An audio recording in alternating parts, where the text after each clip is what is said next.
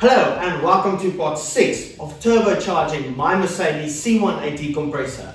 And if this is your first time seeing me, this is not your average C180 compressor. I actually removed the old 1.8 litre engine and replaced it with a much bigger 3.2 litre inline 6-cylinder. Basically a 2JZ, without boost for now. And that is what this series is about, adding boost to this engine.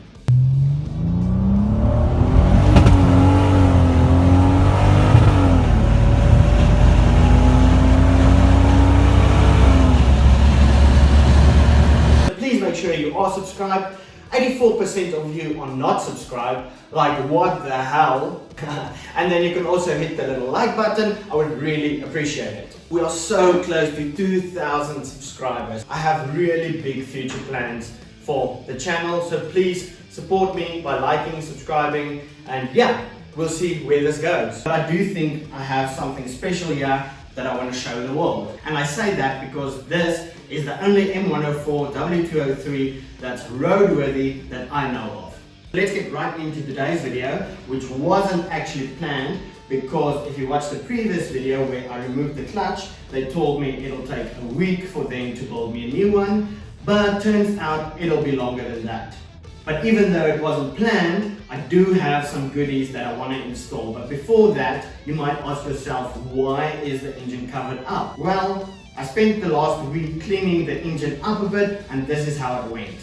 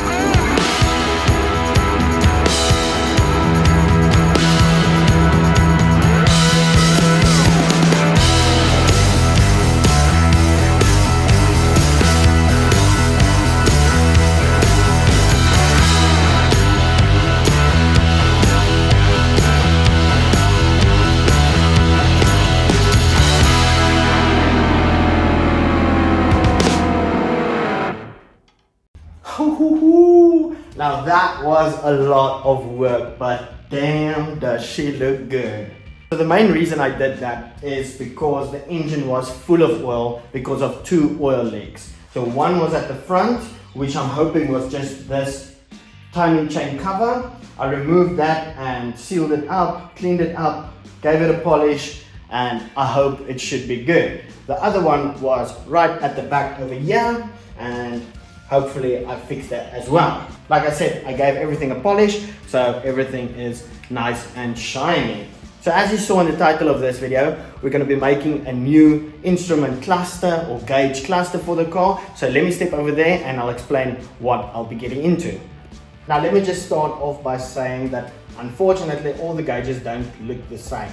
Number one being I bought the temperature gauge, which is in the center console. I bought that first, and then after that I bought the oil pressure gauge. Then I went ahead and picked up this boost gauge because we are going to have Suzuki noises very soon and we need to keep an eye on that as well. Let's head out to the car and get started.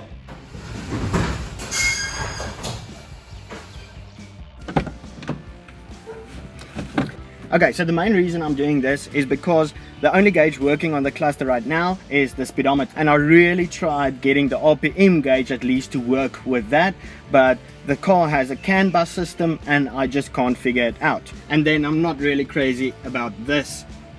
I would really like to put the ashtray back so that everything looks standard. Then get the oil pressure gauge to somewhere that I can see it. So let's start off by removing this cluster.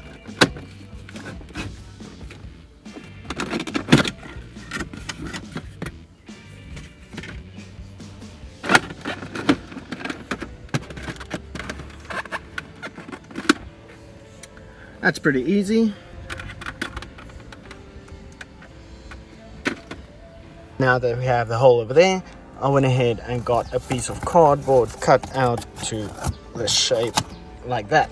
Then I can take that to a piece of aluminium and get a piece cut out so that I don't make any mistakes. And then this, I would like to get this on there again just to clean everything up.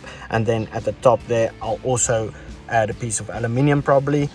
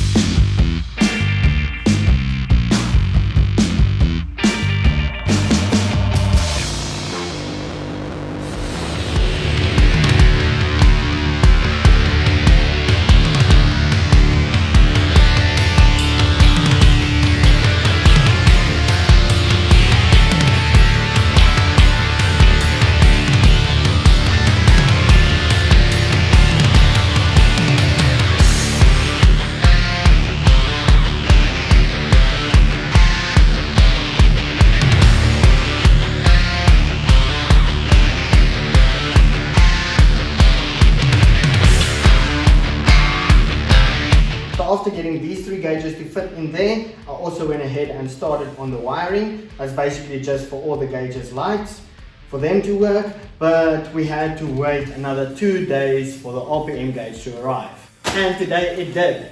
While I was in town, I picked this up, as well as some oil and an oil filter for the W204. And I did the fastest oil change of my life. So I stopped by my friend's workshop and he uses a fuel pump to get the oil out of the dipstick and into a bucket so that you don't have to remove any of the covers under the car, which is a real pain and very time consuming. So that oil change took me like 15 minutes. While the oil was draining out, I went ahead and replaced the oil filter, and just like that we were done.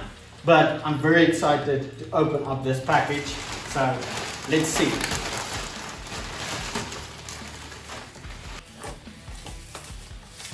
Not too bad. I got the cheapest one I could find, so it's all good. And at least it kind of looks like that gauge over there, and then these two look the same. Basic, you have a switch at the back for 4, 6 or 8 cylinders and 4 wires.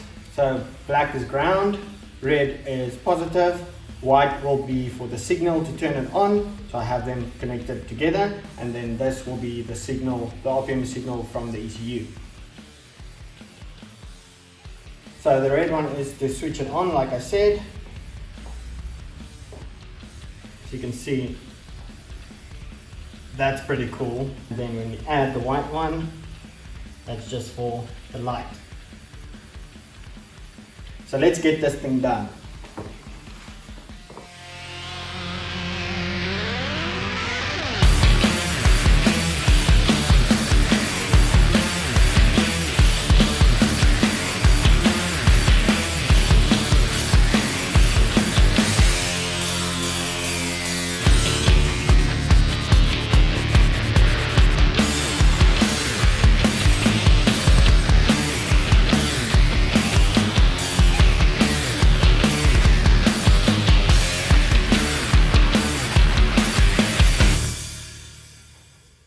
Last night I got everything in the car, and this is how it turned out.